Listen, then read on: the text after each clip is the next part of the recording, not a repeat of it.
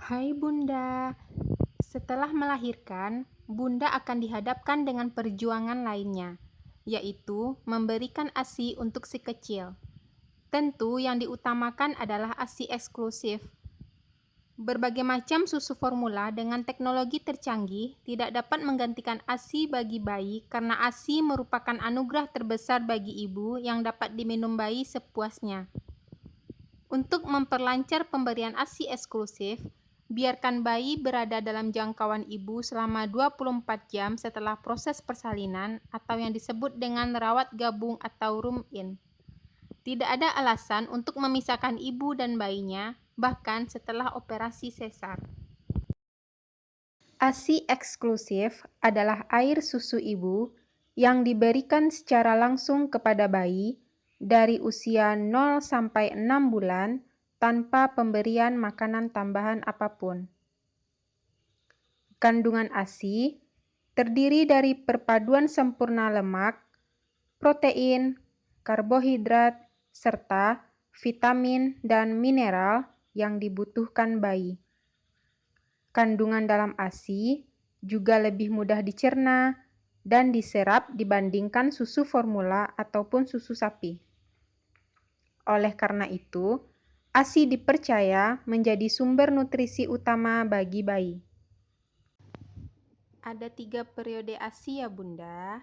Yang pertama, ASI kolostrum. ASI kolostrum muncul pada hari pertama sampai hari keempat setelah melahirkan.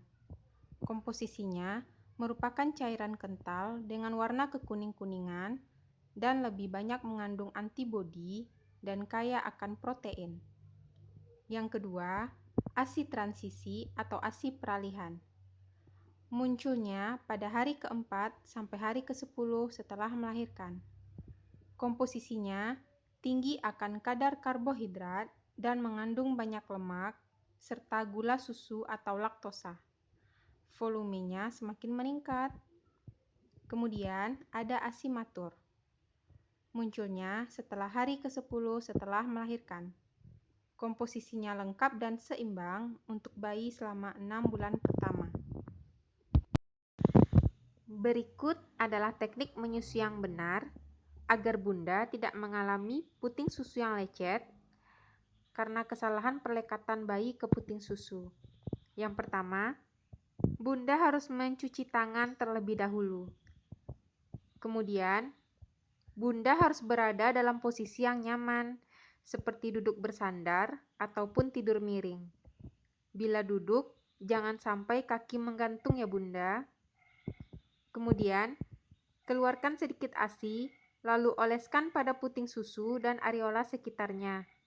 Fungsinya adalah sebagai desinfektan dan menjaga kelembaban puting susu. Posisikan bayi menghadap perut atau payudara. Perut bayi menempel badan ibu. Kepala bayi menghadap payudara sehingga telinga dan lengan bayi berada pada satu garis lurus. Pegang payudara dengan ibu jari.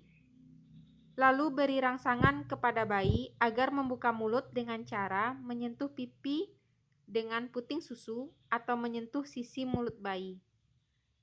Setelah bayi membuka mulut, segera dekatkan kepala bayi ke payudara dengan puting serta areola dimasukkan ke mulut bayi.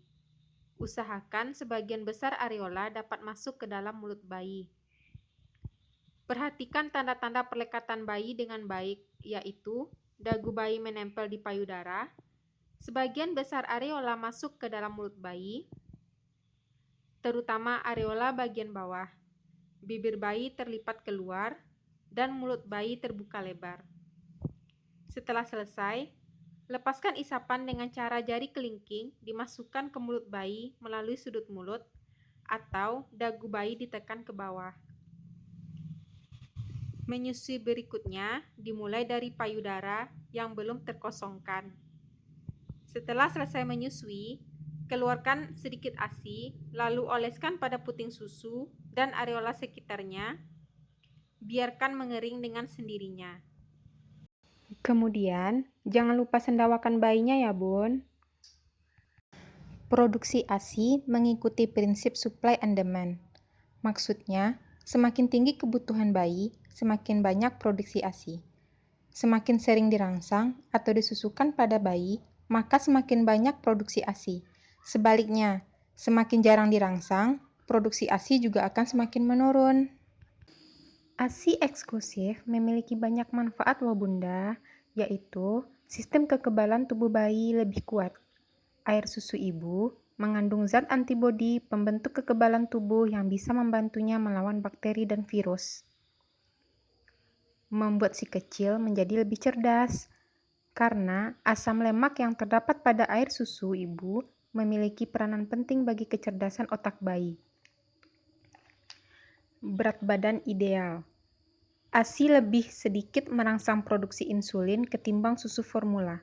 Hormon insulin sendiri dapat memicu pembentukan lemak, maka ASI tidak banyak memicu pembentukan lemak pada bayi. Tulang bayi lebih kuat. Bayi yang diberi air susu ibu memiliki tulang leher dan tulang belakang lebih kuat dibanding yang diberikan ASI kurang dari 6 bulan. Mendapat limpahan kolesterol. Pada orang dewasa, kolesterol merupakan asupan yang tidak baik.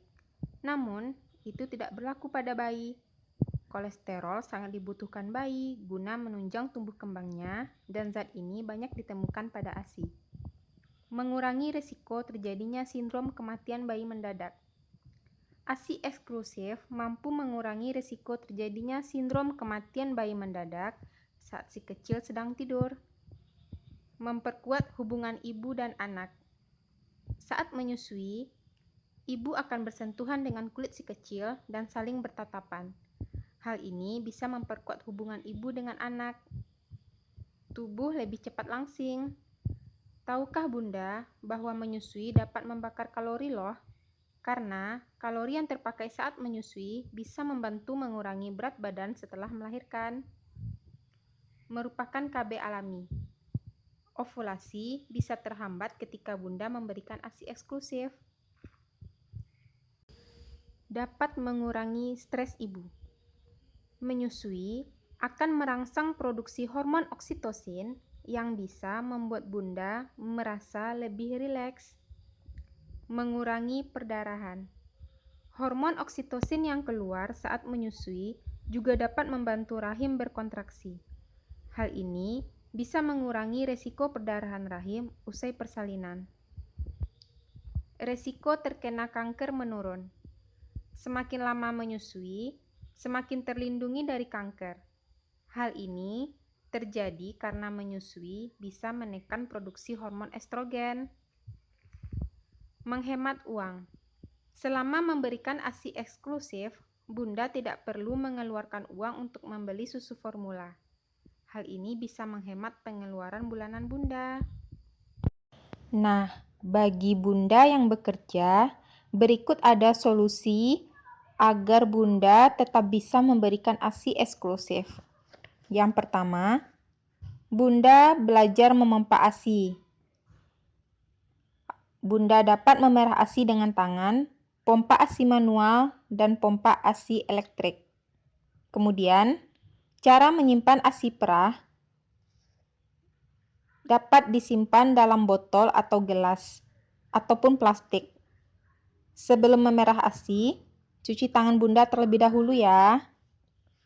Setelah selesai diperah, ASI dapat disimpan di dalam lemari es atau freezer. Cara menggunakan ASI perah yaitu ASI yang beku tidak boleh dimasak atau dipanaskan ya Bunda, hanya dengan merendam botol dalam wadah berisi air hangat. Latihan memberikan ASI dari botol.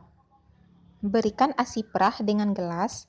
Hindari memberikan ASI perah dengan botol karena akan membuat bayi bingung puting. Dukungan dari lingkungan kerja. Hak ibu untuk menyusui dan hak anak mendapatkan ASI dilindungi oleh undang-undang. Dukungan dari seluruh anggota keluarga seperti suami, orang tua, mertua, serta saudara demi tercapainya pemberian ASI eksklusif selama 6 bulan pertama. Karena tanpa adanya dukungan mereka, pemberian ASI eksklusif ini tidak akan berhasil. Keluarga perlu diberikan pengertian bahwa ASI dan menyusui adalah hal yang paling baik untuk bayi. Ibu yang menyusui perlu diingatkan juga untuk mengkonsumsi makanan yang bergizi dan cukup istirahat. Keluarga harus menciptakan suasana rumah yang tenang dan damai agar ibu yang menyusui tidak stres yang dapat mengganggu produksi ASI-nya.